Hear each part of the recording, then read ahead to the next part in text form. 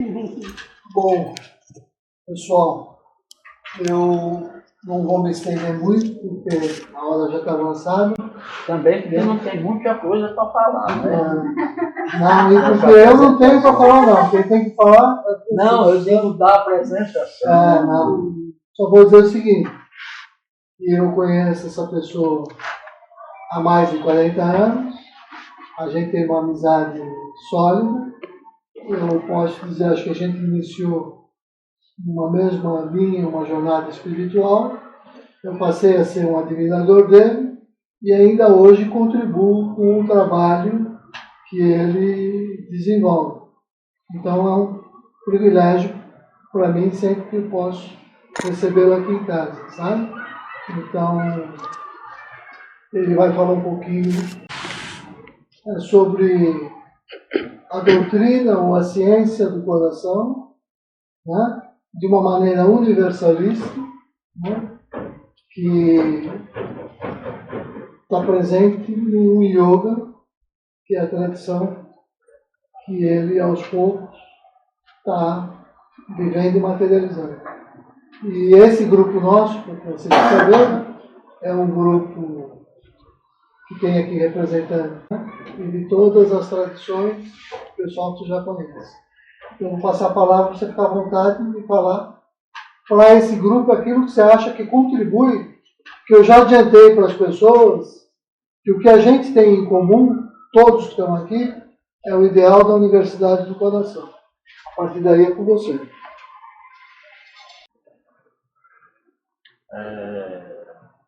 Recentemente, eu vi uma frase do Papa Francisco que eu fiz um banner grande e preguei na fazenda. Que ele diz assim: quem ama verdadeiramente seus irmãos não fala de sua religião, mas do seu amor. Eu fiquei impressionado com isso, sabe? Que bom que está se iniciando na Terra um momento novo, né? Que não tem nada que separe mais as pessoas do que a religião, né? Então, sonhei a vida toda em adquirir uma linguagem que eu não deixasse de seguir o meu caminho, porque é óbvio que eu sou totalmente diferente de vocês e cada um de vocês é diferente de todo mundo. Deus deixou no mundo tudo para cada um de nós escolher, mas o respeito, o mais absoluto respeito, nós deveremos ter pelos caminhos dos outros. Deus, jamais pretendi na minha vida que ninguém seguisse o meu caminho. Não quero. Sei que as pessoas estariam extraviadas no meu caminho. Por quê? Porque não é o caminho delas. Não é? O caminho certo, o caminho bom, é o caminho de cada um. Que a gente, queira ou não queira, estamos governados pelo mesmo Deus e Ele sabe perfeitamente o que fazer com cada um de nós. O fato é que ninguém pode ficar órfão. Mas Ele é um Pai que muda de cara assim, ó. E a cada um Ele se apresenta de um jeito. Mas nós não. Nós somos meio empedernidos, né? Meio rígidos, que não temos essa flexibilidade para, compreendendo a natureza de cada um, dar a cada um o que ele precisa. Então, o amor é essa coisa flexível, maleável, compreensiva, que dá a cada um de acordo com a sua necessidade. É o alimento universal, né? Que alimenta a todos Mas cada um de um jeito. Cada um de um jeito. A gente olha aquela imagem ali ali. O Rubens comprou, foi na Índia, foi? Eu comprei em São Paulo, decorava um restaurante lá, a imagem de Cristo. Eu fechei o restaurante, eu trouxe para cá. Então, eu não conheço vocês, mas eu sinto que aquela imagem já separa um pouco a gente. Né? Se ela não tivesse ali, era melhor. Ela separa. Eu mesmo não tenho simpatia por ela. Entendeu? Eu não. Não sou do yoga. Mas ninguém me mostre Ganesha, ninguém me mostre não sei o que, ninguém me mostre aquilo. Que eu... Sabe de que é que eu gosto mesmo? Eu estudo Gita. Sou do yoga. Sigo um caminho do yoga. Admiro muito a yoga. Mas igual a Jesus não tem. Na minha vida não tem. Pronto. E não sei o que fazer com isso. O povo do yoga teve que engolir a seco isso, sabe? Mas eu entendo o que Krishna falou, né?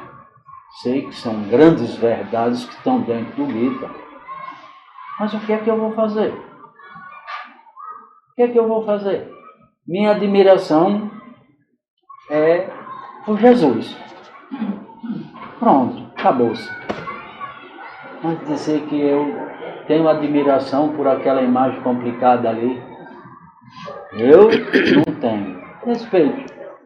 Ela não me provoca absolutamente nada. Nem para o mal, nem para o bem. Nada. Eu olho ela.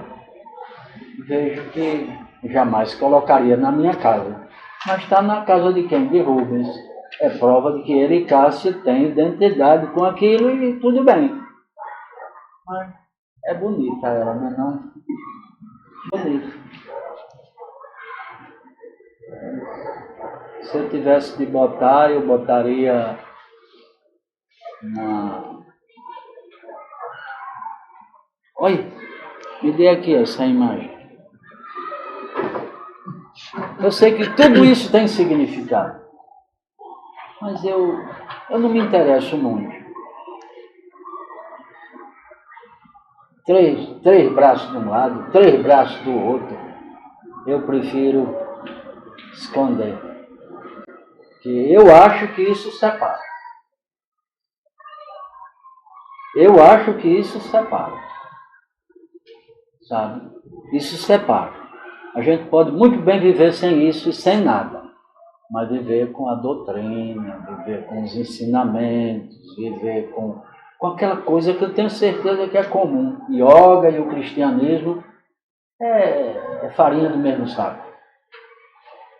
É tudo igual. Mas a gente precisa fazer o que o Papa Francisco falou. Não vamos falar de religião, não. Vamos falar de coisas universais que estão para lá da religião. Né? Para lá da religião. Que é o coração. Está para lá de religião. Eu não conheço ninguém espírita, católico, evangélico, yogi, que não tenha coração. Eu só gosto de coisa assim, que tem em todos. Pronto, acabou-se. A senhora tem coração? Bate o danado? Então Deus está aí dentro. Acabou-se. Você tem coração, criatura? Tem, né? Está batendo. Tem amor aí dentro. E você, apesar da artrose, tem coração?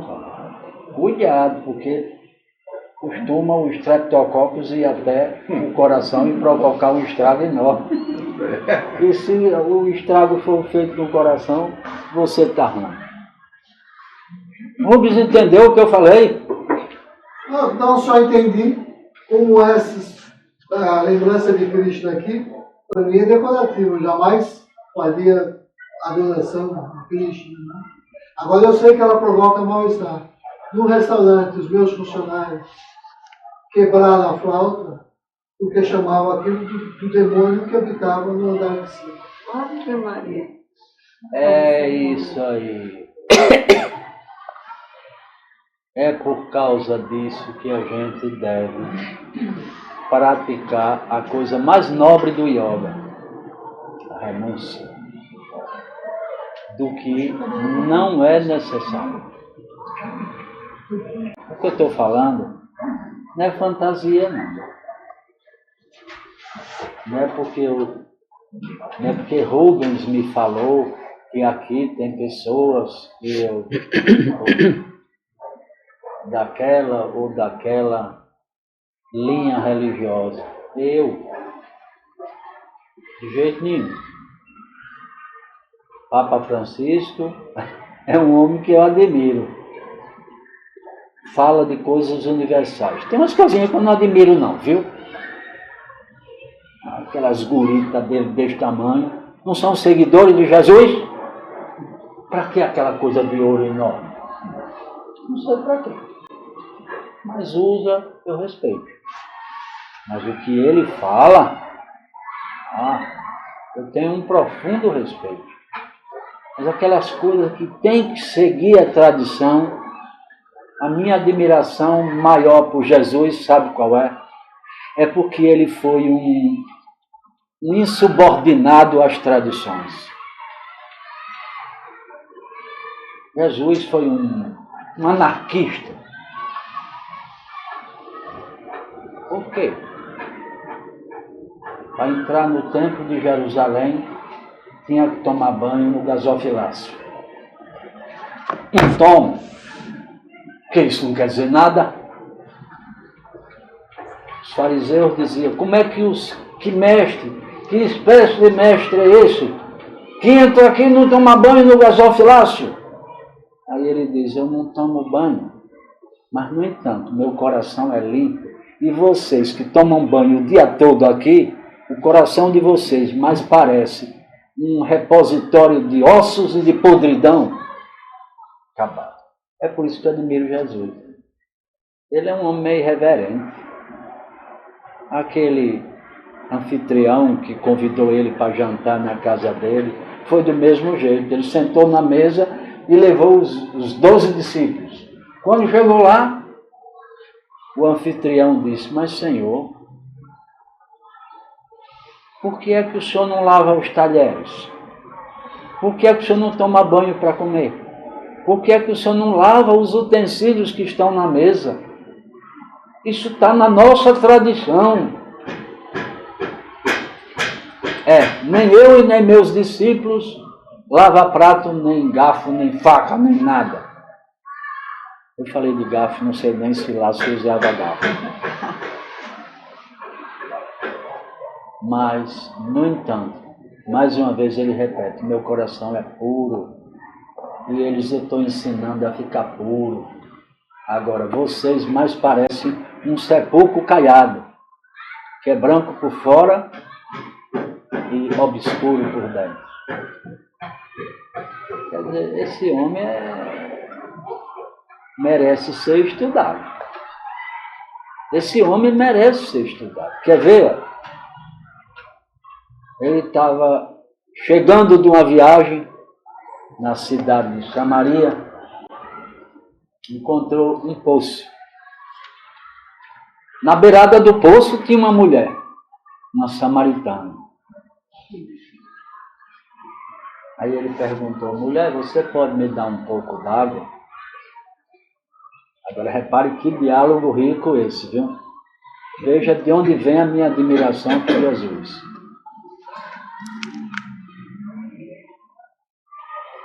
Ela disse, Senhor, eu sou samaritana. E os samaritanos são um povo tido como inferiores.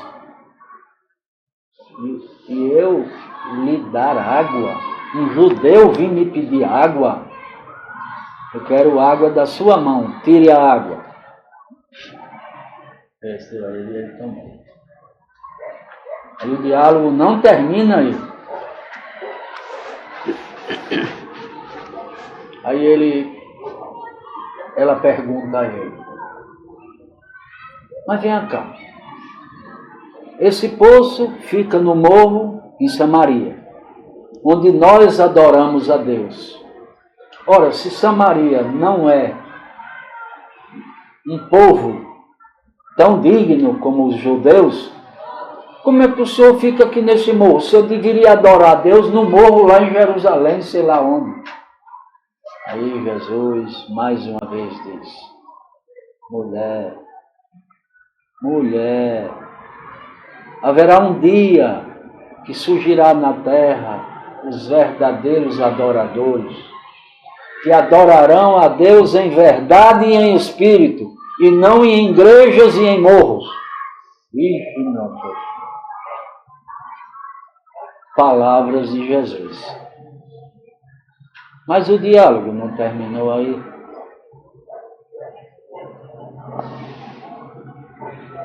Jesus chega para ela e diz: ô mulher, que pote enorme é esse na sua cabeça?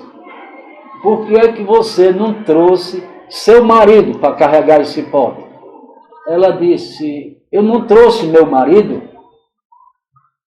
porque dos 5 que eu tenho, nenhum é meu, é tudo da vizinhança. Está no Evangelho.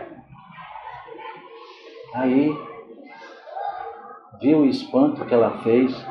Nossa! E assim faz todos os seres.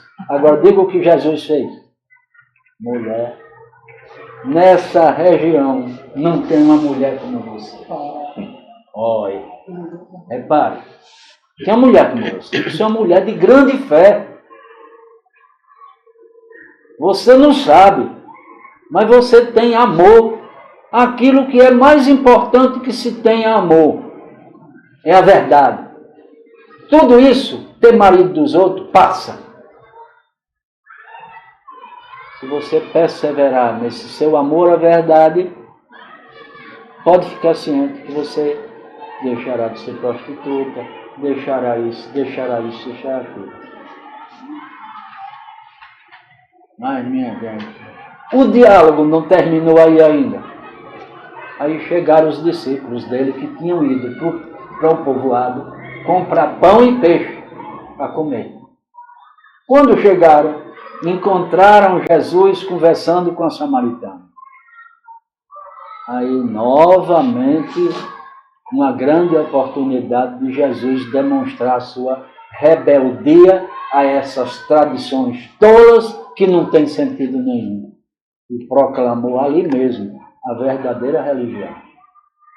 Eles disseram: como é que um homem como o Senhor está sentado na beira de um poço com uma samaritana e, além do mais, prostituta? Aí vocês imaginam o carão que Jesus deu neles todos. Eu vou aqui me sentar com ele. Tenho certeza que ela sairá melhor depois da conversa comigo. E vocês continuarão como uma estátua de sal, não mudarão nada com esse sentimento horroroso de separatividade. Como é isso, minha gente? Esse é o Jesus que eu conheço. Quer ver? Apanha o Evangelho para eu mostrar as passagens todinha lá. Esse é o Jesus que eu conheço. Tem alguém católico aqui? Tem. Na sua Bíblia, a melhor de todas elas, que é a Bíblia de Jerusalém, que foi traduzida direto do grego, tem essa passagem? Eu acho que sim. Eu acho que sim, ele não conhece a passagem. Sabe por quê? Os padres têm medo de falar dessa passagem. Tem medo de falar dessa e de outras passagens do Evangelho, do Jesus universal. Do Jesus universal. Do Jesus sem religião. Tem medo. Quer ver?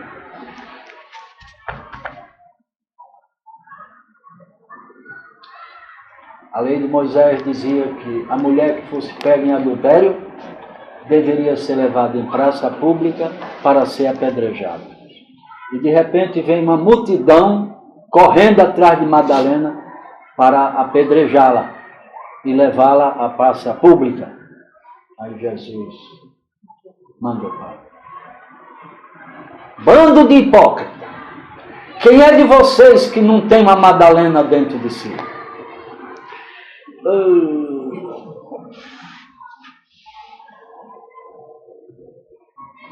Pararam todos. 1 minuto depois, Jesus pergunta a Madalena: mulher, para onde foram aqueles que a perseguiam? Aí ela respondeu: eu não sei, Senhor, parece que eles desistiram de me perseguir. Que a autoridade daquele homem era tão grande, era tão puro o coração dele, que fez todo mundo ver que nós todos carregamos muita podridão escondida.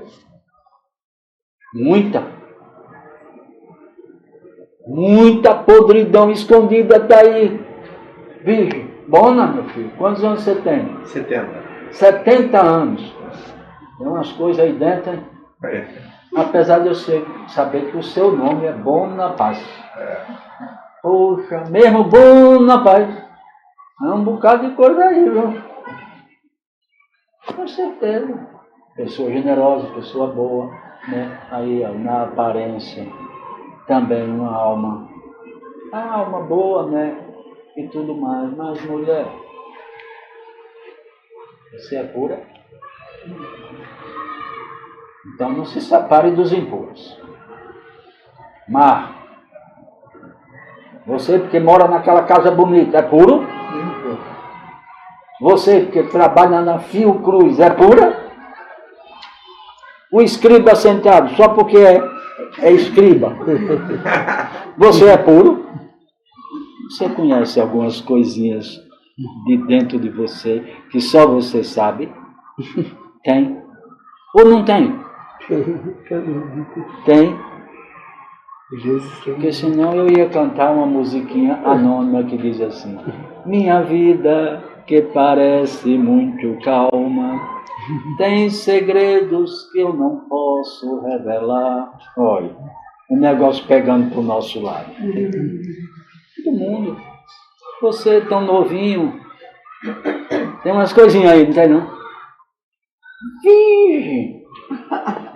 E eu, que parece que sou o mais velho de todos, ele tem 70, eu tenho 66. Tem coisas que quando eu penso,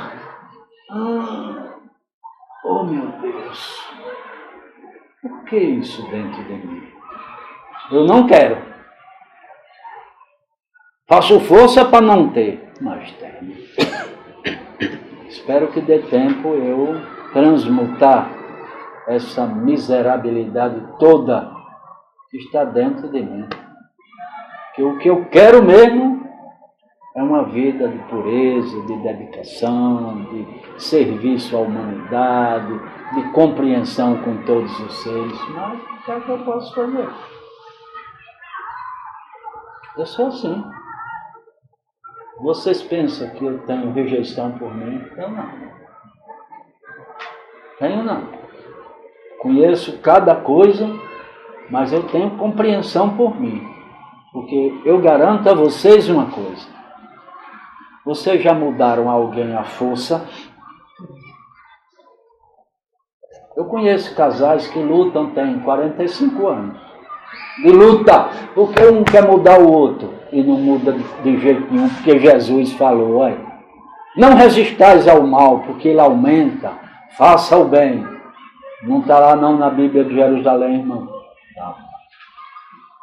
Não resistais ao mal, porque ele aumenta, faça o bem. Pronto, então eu dediquei a fazer o bem. Mas carrego um bocado de coisa dentro, sabe? Deus me livre, eu tenho uma compreensão por mim, é uma coisa inigualável. Eu não sei, nunca me vi me condenando por ter uma tal defeituosidade. Não. E nessa brincadeira de me compreender, mudei um bocado de coisa na vida. Agora, enquanto eu não conhecia certas coisas, eu rejeitava. Eu ficava empacado num ponto que não mudava de jeito nenhum. Assim são as pessoas. Se eu me amo, eu estou preparado para amar. Que é uma lei que ninguém muda. Não pode amar quem não se ama. Não pode ser amado se não se ama. É uma lei universal, bom. Não muda, ninguém muda. Então a gente tem que compreender isso. Que se amar é uma coisa fundamental. Mas é uma coisa fundamental. Que eu imagino que eu tenho 40 anos como terapeuta.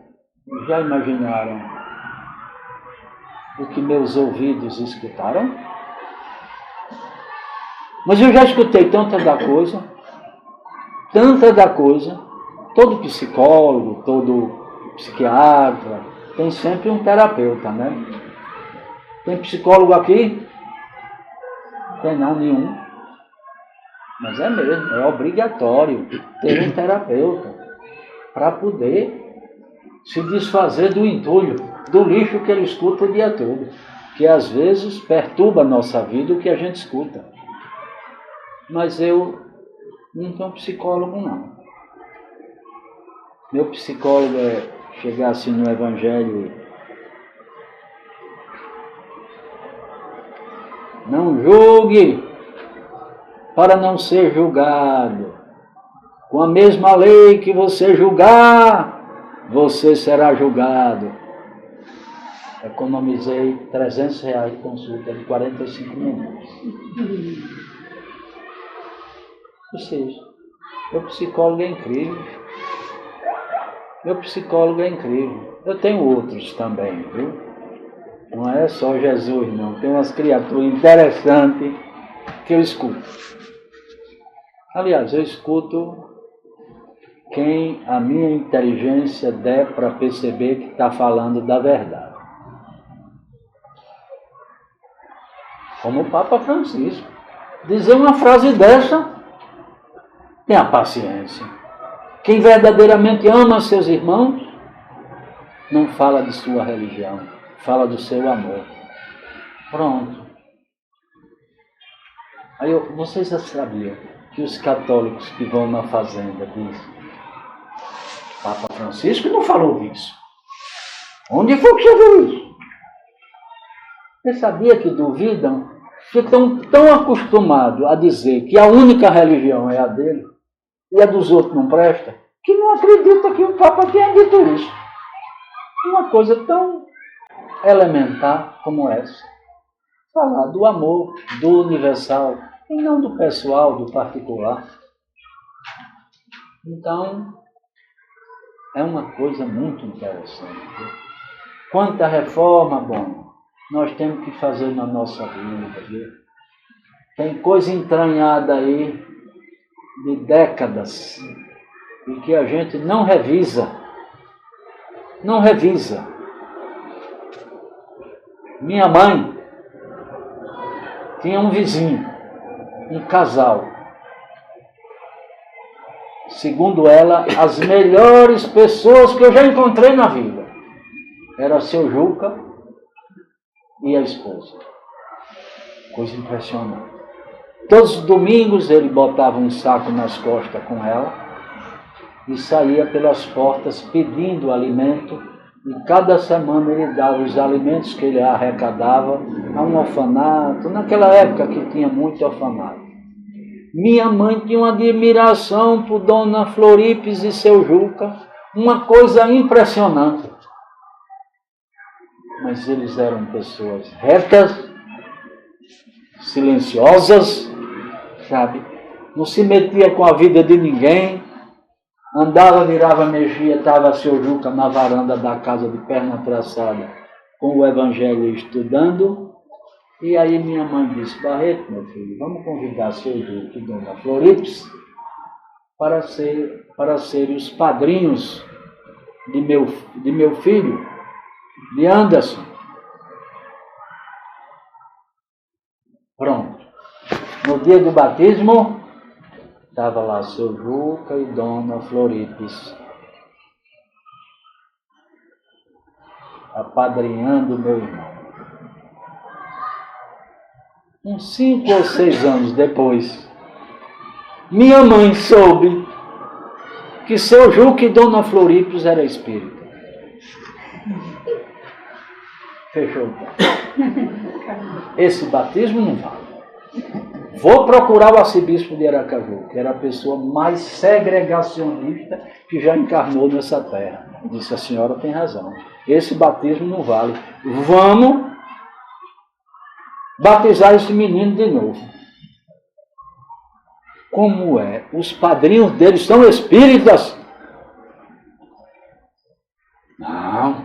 Não quero de jeito nenhum. Aí arranjaram novos padrinhos para Dudu, o Anderson, chorava para se acabar, porque adorava seu Juca. Mas era um homem santo, um homem de uma vida pura, verdadeira. Minha mãe morreu tem 1 ano e meio atrás, com 93 anos de idade. Meu filho, se tem uma coisa que eu me arrependo na vida, eu vou dizer a você. Você não é padre não, mas vou lhe confessar com você. Foi de ter acreditado no arcebispo e de ter abominado o seu Juca, que ainda hoje, eu nunca vi um homem daquele jeito. Nunca vi tanta retidão, tanto silêncio. Eles dois nunca, não tiveram filhos, viviam uma vida interessantíssima. E nunca teve necessidade de dizer, sou isso ou sou aquilo. Mas minha mãe, que conversava demais, andou sabendo que eles eram espíritas.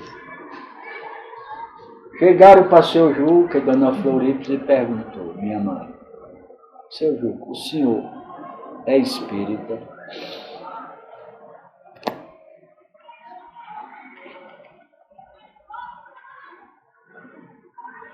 Sou, dona Netinha.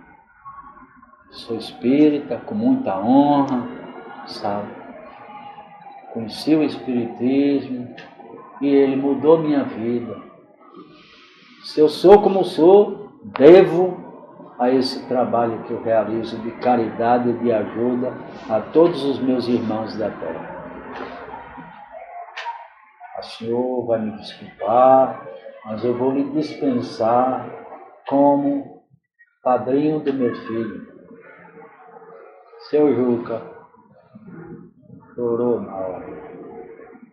Que ele tinha por minha família uma segunda família dele. Meus irmãos eram filhos dele. Ficou muito sentido. E minha mãe, com 93 anos de idade, estava arrependida do que fez. Nunca eu deveria ter feito isso. Nunca. E na hora da morte, assim, na última semana, ela me confessou um bocado de coisa. Coisas exageradas, fanáticas, sabe, exacerbadas, posicionamentos assim muito religiosos e pouco impessoais. Mas se arrependeu de chorar. De seu Juca, então, ela chorava na cama. Eu digo, vai morrer minha mãe agora. Minha mãe, eu agradeço muito a Deus que a senhora está me confessando isso. Eu não vou dizer que vou lhe perdoar os seus pecados, porque não cabe a mim. Mas, com certeza, Deus está vendo que a senhora está verdadeiramente arrependida. E certamente a senhora está perdoada.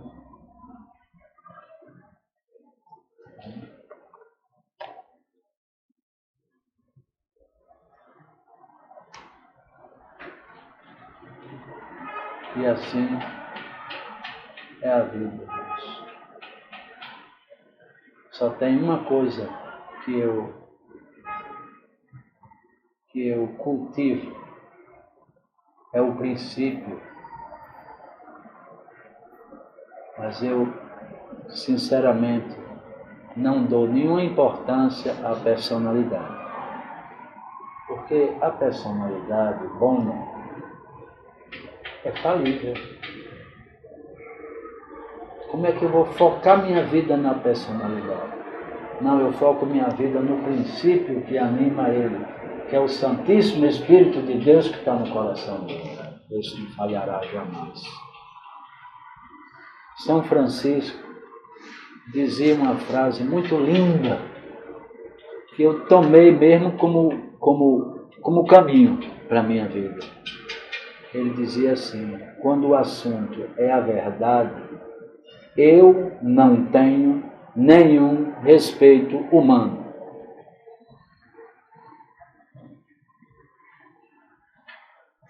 Acho que todo mundo entendeu. Todo mundo entendeu. Ou seja, se o assunto é a verdade, como é que eu posso fazer com que alguém seja superior à verdade? Pois é verdade que nós todos somos filhos de Deus? É verdade que todos nós temos o Espírito de Deus residindo dentro do nosso coração? É verdade, porque Jesus falou disso em Lucas 17, versículo 20 e 21. Se lhe disserem que Deus estará ali, é mentira. Se lhe disserem que Deus estará acolá, é igualmente mentira. Porque Deus não vem com as coisas exteriores. Deus está dentro de vós. Isso é uma religião. Isso é uma religião. Eu li isso há uns 50 anos atrás e, meu Deus, que coisa importante. Meu Deus, que coisa importante é isso. Deus está dentro de mim, dentro de todos os seres. Doravante, vão ter que cessar todas as guerras entre eu e alguém. Porque só saber que Deus está dentro de uma pessoa. Mulher, você pode me demonstrar o maior defeito do mundo. Chega, vai me dar um frio no umbigo. Mas não pense que vai ficar as coisas assim. Eu vou para casa, eu vou me sentar e vou repetir isso. Ela é a imagem e semelhança de Deus. Minha mente vai ter que sossegar e tirar do foco a personalidade. Como é seu nome? Cristina. A personalidade Cristina. E eu vou ter que, a pulso, compreender que isso não quer dizer nada. Que isso vai mudar com o tempo. Eu tenho que me centrar no imutável. Está dentro de você, dentro de todos os seres. Por incrível que lhe pareça, esse é um princípio do yoga, chamado de Bhavana. Bhavana, nossa Senhora, é uma coisa para mim, sabe, que livrou a minha vida de muitas pelejas, de muitas guerras, de tudo. Não adianta. Se eu conviver com vocês, a coisa mais certa que eu tenho para encontrar é defeito em cada um de vocês. Eu não tenho outra coisa mais certa do que essa. Mas, hoje em dia, é difícil, viu? Do encontro com esse defeito de alguém, me separar de alguém. Porque no yoga tem umas coisas muito interessantes. Na igreja também tem uma coisa semelhante, que hoje em dia já não se fala mais. Antigamente, na igreja, tinha umas tais jaculatórias. As jaculatórias eram mantras que nós, quando estávamos aflitos em torno de um certo tema, a gente deveria repetir. Eu estudei no melhor colégio de Aracaju, um colégio católico, o melhor ensino de Aracaju. Vou contar isso a vocês, é chocante o que eu vou contar. Aí eu comecei a me preparar para a primeira comunhão. E tinha um padre, que era o padre que preparava a primeira comunhão. Semana da primeira comunhão. Aí eu fui me confessar, que era a semana da primeira comunhão. Mas eu tinha uma admiração por esse padre chamado João de Deus, o nome dele. Um homem jovem, de uma vida para mim tão interessante, mas eu tinha 7 anos de idade. Mas, eu vou dizer uma coisa a vocês vão rir demais, sabe? Mas eu era uma criança tão bonita que vocês não podem imaginar. Mas era mesmo. O povo me dava cada aperto, tinha vontade de me abraçar, assim, de me apertar. Mas você é lindo, você não sei o quê. As minhas pernas não, ou não sei não. Uma batata de perna num homem. Nunca vi uma coisa tão inútil como a batata das minhas pernas. Tudo meu era bonito, cabelo não, que eu dava uma balada assim, as meninas ficavam tudo doidas. Fui me confessar. Cheguei no confessionário. Aí o padre João de Deus, eu digo, padre, o que é que o senhor quer que eu confesse? Porque eu não sei não o que é que eu vou falar. Tão cheio de pecado, meu Deus. E dizendo que não sabia o que falasse a ele. Aí ele chegou para mim, meu filho, não é você que vai se confessar. Quem vai se confessar sou eu. E que espero que você me ajude. Eu digo, o senhor vai se confessar comigo? Ele disse, eu preciso lhe contar uma coisa. Eu sou apaixonado por você. Eu não durmo de noite pensando em você, dia e noite. Meu filho, a sua beleza é uma coisa que me toca e que eu sou doido por você. Eu quase que desmaio. Quase que desmaio. Hoje, não desmaiaria não. Eu confessava a ele mesmo. Eu ia conversar com ele. Conversar e dizer a ele que isso é uma coisa, digamos, normal, que isso aconteça. Agora, eu hoje sei aconselhar alguém a se desfazer dessa paixão. Hoje eu sei. Mas naquela época, eu digo, Padre João de Deus, eu estou me sentindo mal. Estou querendo ir para casa. Meu filho, pelo amor de Deus, eu lhe peço. Não conte isso a ninguém, não. Eu estou lhe dizendo isso de coração. Isso é uma grande verdade. E que eu não consigo resolver esse assunto dentro de mim. Mas desde o dia que eu pousei o meu olhar em você, eu fiquei apaixonado. Olha, é uma loucura,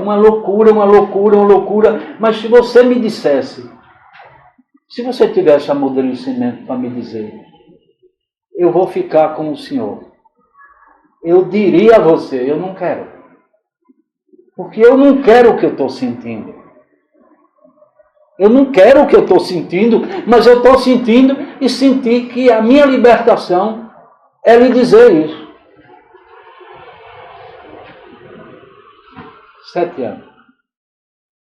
Não tinha condição de escutar uma coisa dessa. Procurei a diretora da escola, que era uma mulher super religiosa, Dona Bernadette, pelo amor de Deus, me socorra, porque eu estou aflito dentro de mim. O Padre João de Deus é apaixonado por mim. Ela disse, meu filho, ela era uma mulher equilibrada, sabe? Mulher equilibrada, muito religiosa. Aí disse, meu filho, você repita essa jaculatória. O que é jaculatória, dona Bernadette? Ela disse, é uma repetição de uma frase nobre, elevada. Repita essa frase. Jesus, homem santo. Só isso. Repita isso o dia todo. E eu, pode acreditar, cumpri aquilo religiosamente. Jesus, homem santo. Quando me vinha Padre João de Deus na cabeça, eu, Jesus, homem santo. Jesus, homem santo. Jesus, homem santo. Jesus, homem santo.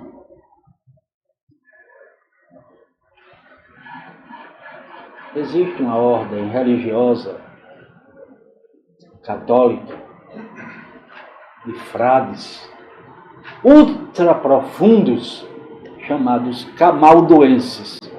No Brasil não tem. Eles não falam. Eles só falam uma vez por ano.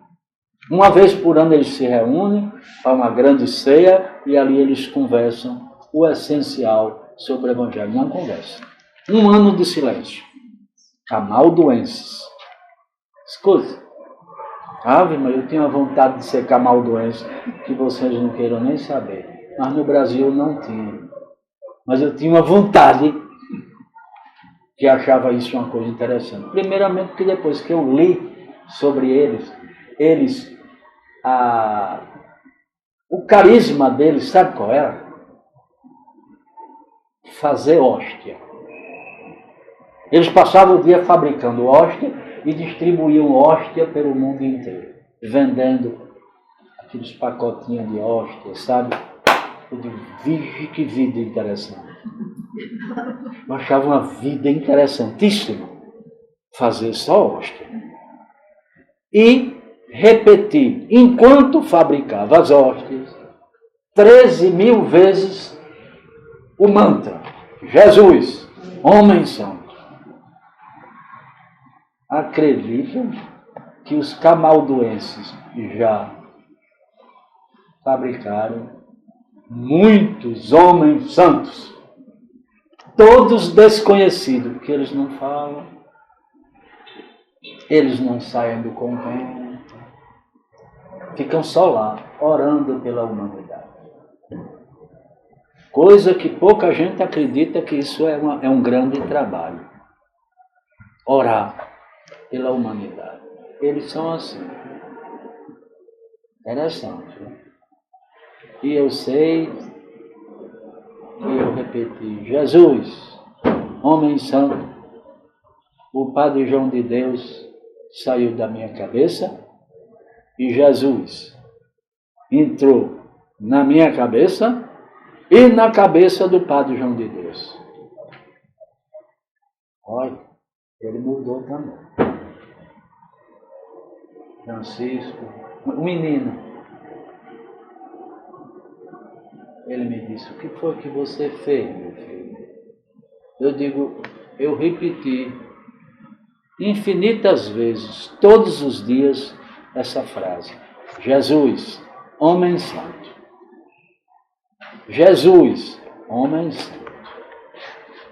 E o Senhor saiu da minha cabeça.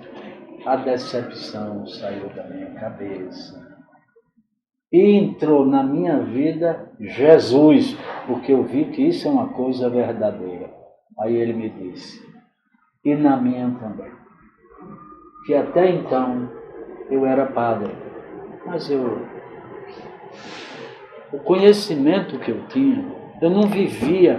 Meu filho acredita que eu nunca tive relação sexual com ninguém, não. Mas eu tinha isso dentro de mim. Não conseguia viver. Meu coração batia. Minha cabeça esquentava. E eu ficava doidado, sem saber. Aí eu me lembro da frase de São Paulo na carta aos Coríntios, que ele diz, Senhor, o que eu quero, não consigo realizar. Mas o que eu não quero, encontro todas as forças para realizar.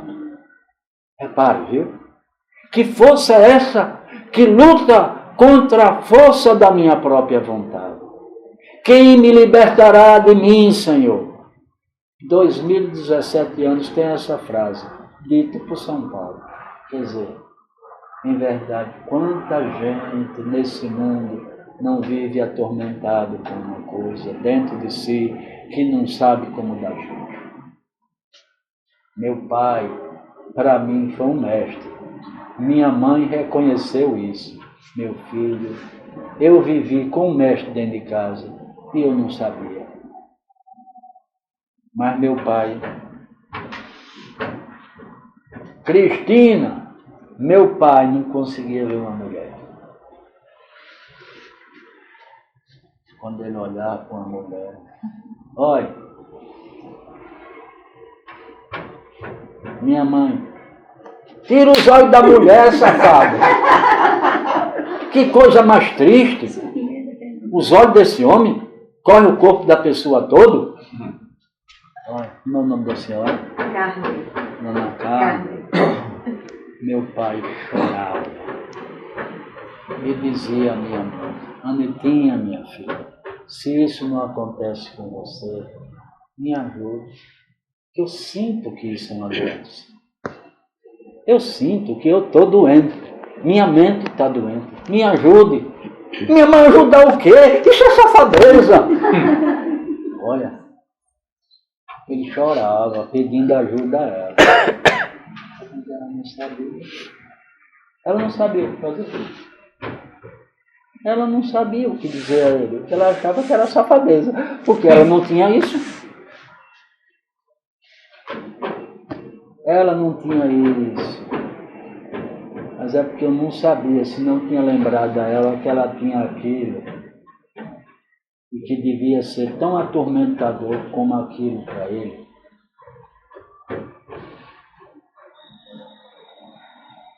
Existiam 3 padres conversando. Eles eram padres de 3 paróquias de cidades vizinhas. Aí eles lá um dia resolveram implementar o seguinte: poxa, a gente escuta pecado de todo mundo e a gente não tem a quem contar os nossos. Meu Deus, vamos nos reunir uma vez por mês para a gente se confessar. Nós 3 que somos pessoas esclarecidas, que conhecemos o Evangelho, vamos conversar. Aí eles se sentaram para conversar e começaram a sessão de confissão. Aí um padre disse bem assim: olha, minha gente, uma coisa dentro de mim horrorosa para contar a vocês. Diante da vida que eu levo, eu tenho certeza que vocês não vão acreditar. Quem é aquele ali, Bhagavan Das, né? Você me dá uma foto dessa? Prazer. Leva esse quadro. É. Você não tem meu pé tá coçando, não. Decide rápido, né? Não, mas você sabe como é. Tá. Gostaria. Porque é um ser que eu respeito muito. É um homem de bem. Aí, o primeiro padre disse: olha, um dia eu estava celebrando a missa e olhei para uma mulher.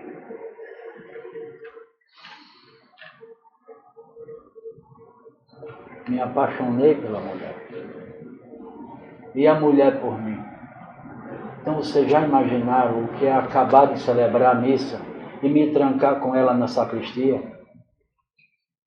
Os outros: não. O senhor, padre, com uma coisa dessa dentro de si, isso é um estrupício para a minha vida. Isso é um sofrimento. Eu nunca contei isso a ninguém, estou contando a vocês, porque vocês são padres e vão me compreender. Você não compreende os paroquianos, por que vocês não vão me compreender? E eles se comprometeram de ajudar ele pela compreensão. Que o fato de eu escutar é terapêutico. Só eu escutar já é terapêutico. Escutar com amor é uma terapia. Tá bom. Aí o outro padre disse: olha, eu não sei nem porquê, meu Deus, estou tão decepcionado com ele. porque eu quero confessar a vocês uma coisa. Os donativos que são dados à igreja, daquela bolsinha que corre na igreja para todo mundo dar um donativo, eu não resisto. Eu pego um pouco daquele dinheiro e a primeira coisa que eu faço é fazer uma coisa que eu gosto. Eu sei que isso está errado. Eu sei que aquele dinheiro é destinado a isso e aquilo. Mas eu não consigo. Me ajudem, que eu estou viciado nisso. É acabar nisso, eu conto aquele dinheiro todo e fico com uma parte para mim. Os outros, não. Não é possível. Padre, o Senhor, um homem tão simples como o senhor faz isso. Faço. Isso é um grande mal da minha vida. Isso é terrível para mim, mas eu não consigo resistir a isso. Aí o terceiro padre foi falar. Aí o terceiro padre disse, olha, meu grande pecado, e espero que vocês me ajudem, que eu acho que é o pior de todos de vocês, é que eu estou doido que essa reunião termine, eu contar a cidade todinha o que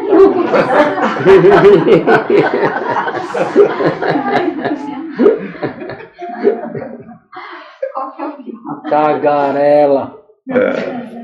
Estou doido para contar a todo mundo isso. Mas essa historinha é contada por Yogananda, sabe? Mas contada para dar um grande ensinamento.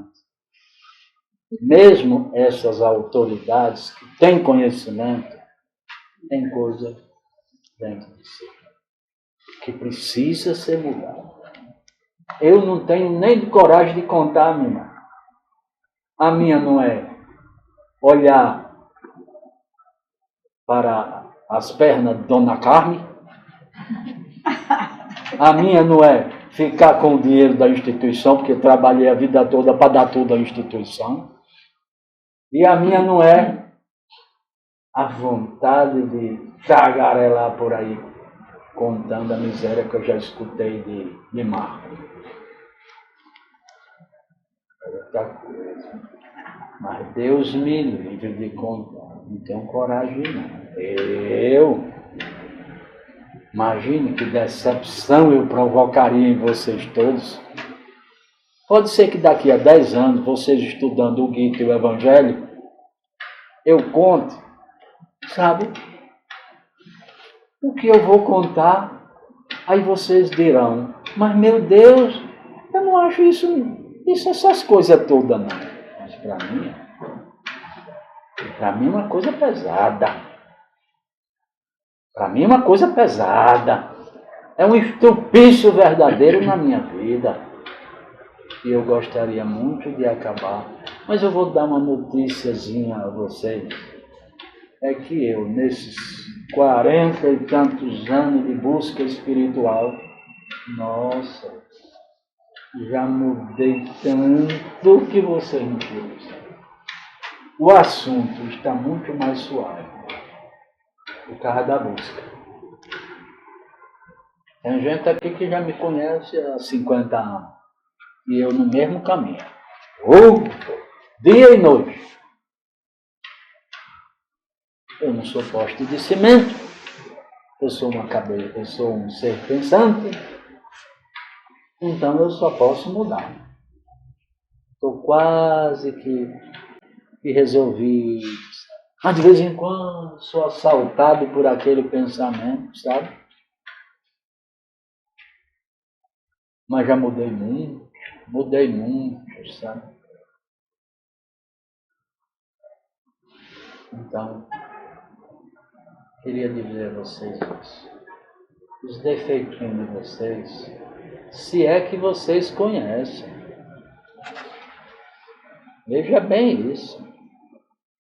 Porque eu conheço muita gente que se considera santo, que se considera puro, sabe?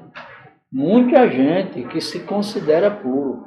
Aí eu Geralmente esse povo que aparece na minha vida, eu digo, olha, você é tão infantil que Deus ainda não lhe revelou o seu grande problema. A infantilidade, muita que tem dentro de você.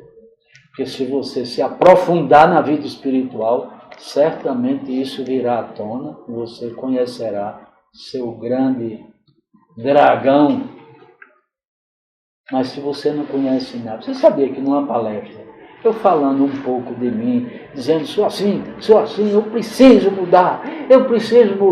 Aí surgiu na palestra um imprevidente que disse bem assim, interessante, Francisco, você com todo esse conhecimento falando de que tem equívocos dentro de você. E eu que não sou nada, eu não tenho nada não, a minha vida é tão tranquila, eu não tenho nada, eu não sinto nada, eu não estou nada. Eu digo, pronto, você acabou de me dizer que é um ser totalmente infantil, que não tem capacidade para se conhecer. Você não tem possibilidade de conhecer a si mesmo. É uma coisa muito pesada, conhecer a si mesmo. Porque se um homem como Jesus, quando Pedro disse, ó bom mestre, ele disse, por que me chamas de bom? Bom só o Pai.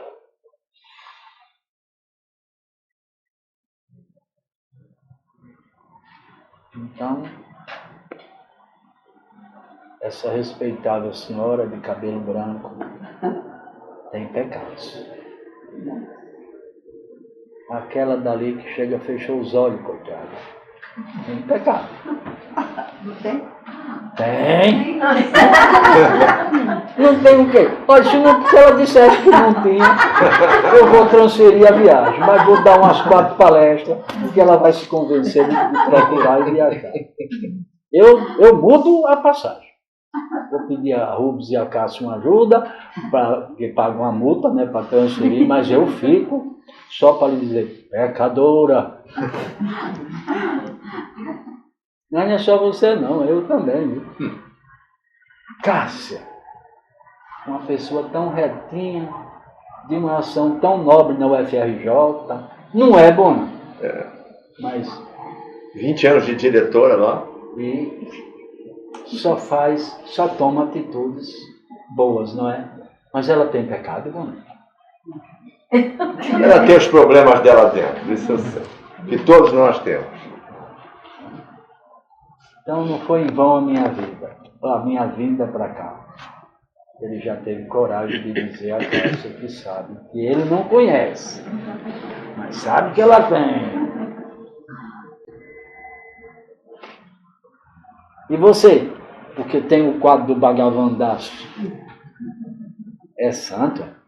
Eu não acredito nisso não. Eu estou na sua casa. Se quiser me botar para fora, bote. Mas que você tem uma carrada de pecado, tem. Dona Carmen, quantos anos tem a senhora? 70. Valeu. A senhora tem pecado, Dona Carmen? Então, tá bom. E o meu irmão aqui, que está vestido na camisa do Palmeiras. O senhor é Palmeiras? Ou o senhor é Flamengo? Então, olha, um sofredor, coitado. O senhor tem pecado.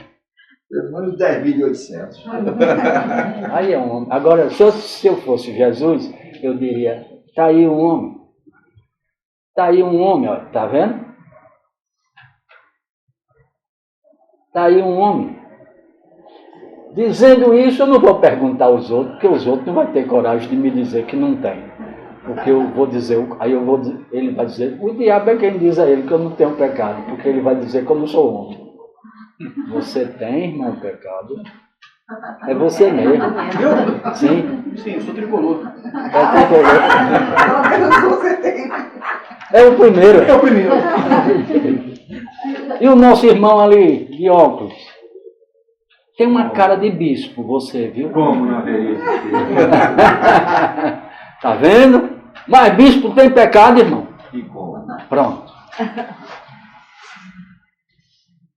Olha, quem olha para uma alma dessa, franzinho, pequenininho, esclarecido, porque, olha, tudo que eu falei está aqui, olha. É uma coisa impressionante, por isso que eu chamo ele o escriba sentado. Que ele teve em Aracaju. Mas, meu Deus, quanta coisa não deve ter aqui de interessante. Deixa eu ver se é meu, se ele anota coisas interessantes. Olha. Olha. Quanta coisa importante. Jesus, homem santo. Ele escreveu aqui, ó. Tudo está aqui. Ali, ó. Dedicado, calado, pecador. Ou não é? Pronto. Mesmo assim, ó, com esse critério todo. Mesmo com esse critério todo, com essa dedicação toda, com essa vida, essa alma é assim. Eu olho para ele e acho ele assim, meio. Eu não acho ele nem doce nem salgado. Coisa meio neutra. Mas tem pecado, não tem não?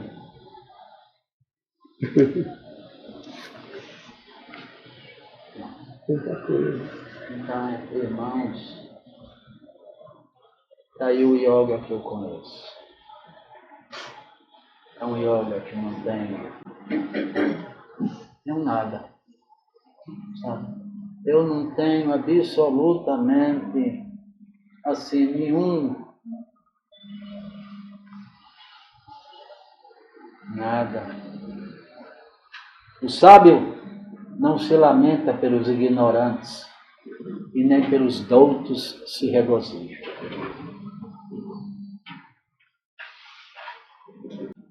Então,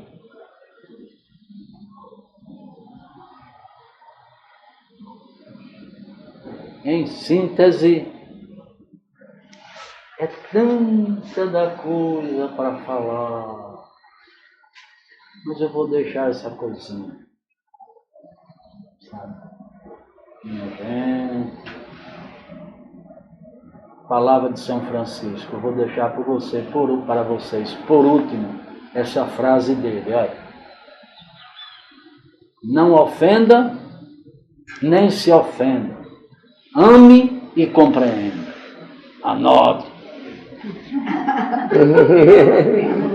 Já está escrevendo.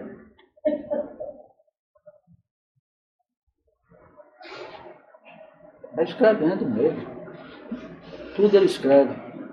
E depois, em vez de ficar pensando em besteira, vai ler o que escreveu. Em casa. Pode um papelzinho. Tudo coisa importante, não é não, irmão?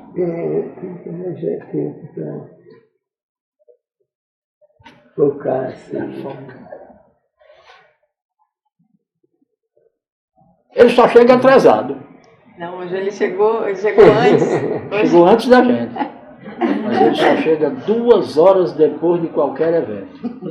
Aí ele chega e faz, estou atrasado. Aí aquele coro na sala. Não tem novidade nenhuma. Mas é uma alma tão boa e fico feliz de ele rever aqui ainda, aí firme. Olha.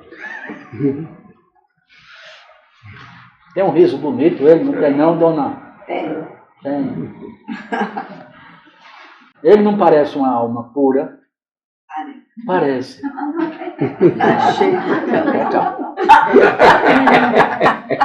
Parece assim. Mas ele tem uma aparência. Bom, não você também. Você tem uma cara de arcebispo. Mas, rapaz, você tem pecado. Claro. Então, é uma coisa fundamental que a gente se compreenda. Que a gente se ame mesmo assim. Porque é impossível compreender os outros sem se compreender. É impossível amar os outros sem se amar. É um segredo isso. Isso é um segredo. Eu quero saber como a vida de vocês vai ser facilitada. Se tem alguém aqui muito implacavelmente crítico, se ame, se olhe, se compreenda que a sua vida vai ser de compreensão dos outros. Vocês não vão dar tanto valor à personalidade, mas vão dar valor à única coisa que tem valor, que é o princípio, que é o Santíssimo Espírito de Deus, que é o princípio de todos, que está dentro do nosso coração. Então, valorizar o princípio e se desfocar da personalidade é uma grande prática espiritual do yoga, chamada Bhava. Foi o que Dona Bernadette, tinha 6 anos, ia completar 7 quando fazia a primeira comunhão. Há 60 anos atrás, ela me disse: eu vou lhe ensinar a tirar a sua cabeça do Padre João de Deus. Não era nem do Padre João de Deus, porque ele era um homem interessante, viu? Tão novinho, ele tinha 30 e poucos anos, novo, mas dedicado, ninguém via ele na rua, ninguém via ele em lugar nenhum.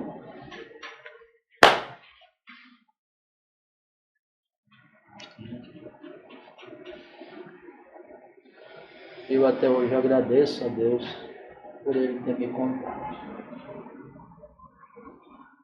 Porque eu não tinha conhecimento para resolver, eu não entendia do Bhavana, eu não entendia das coisas que aqueles que estudaram mais já sabem e devem praticar. Aí procurei a pessoa certa, a Dona Bernadette, e ela me disse: não, eu tenho uma fórmula infalível.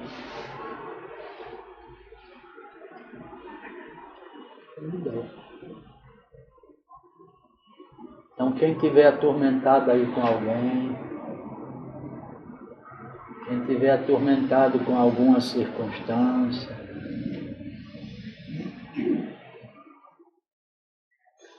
diga assim: olha, repara, agora eu vou dizer uma ejaculatória em sânscrito.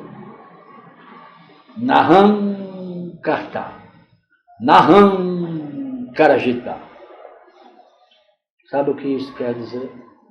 Eu de mim nada posso, mas Deus em mim tudo pode.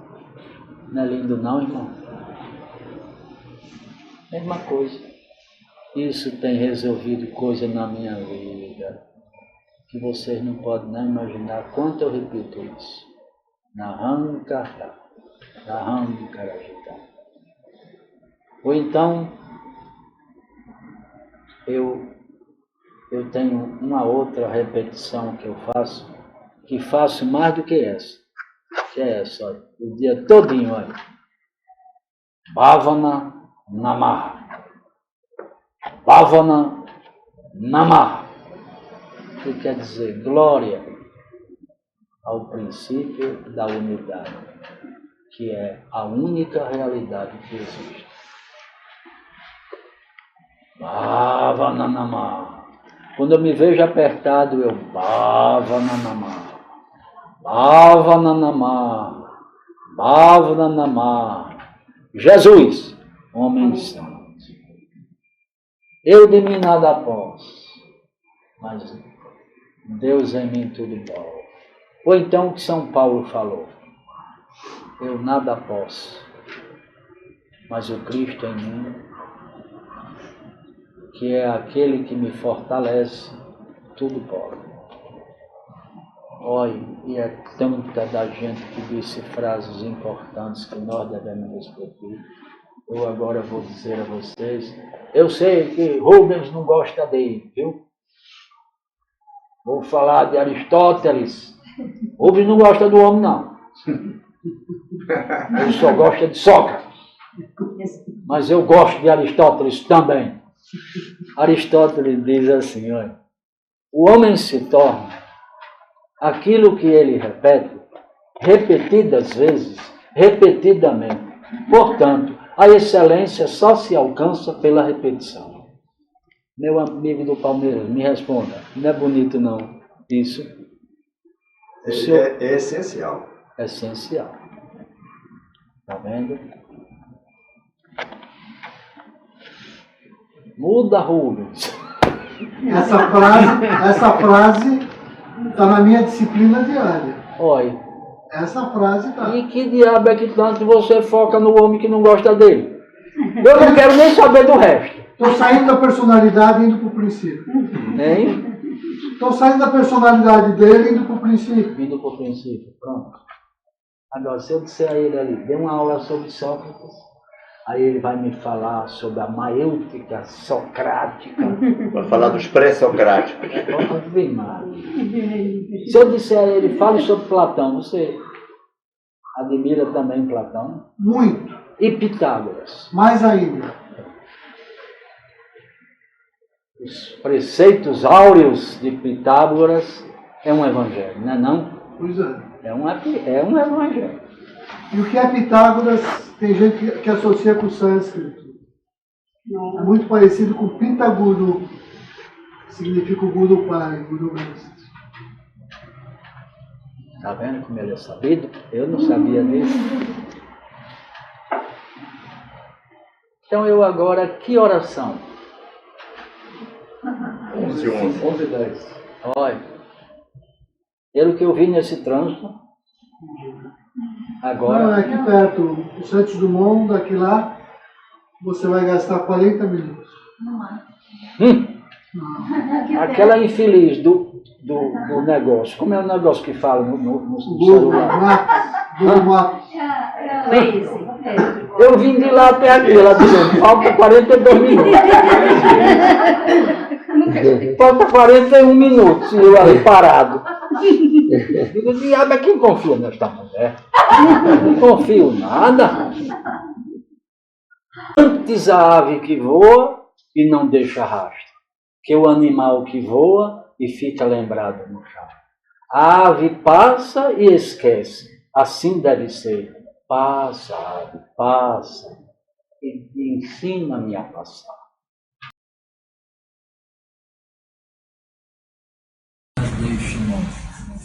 Teitei Malikutá, nevoei Tessilianaikana, debaixo Maia Afbarra.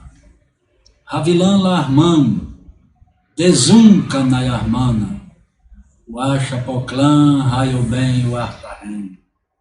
Aikana Daf Renan, Chuocana, Raio Bem.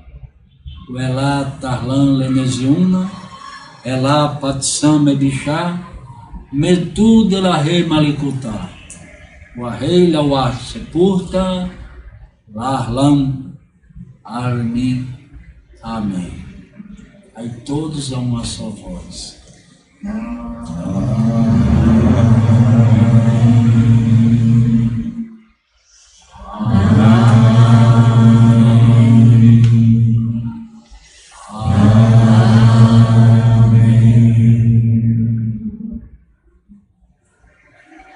Só pode fazer bem a comida.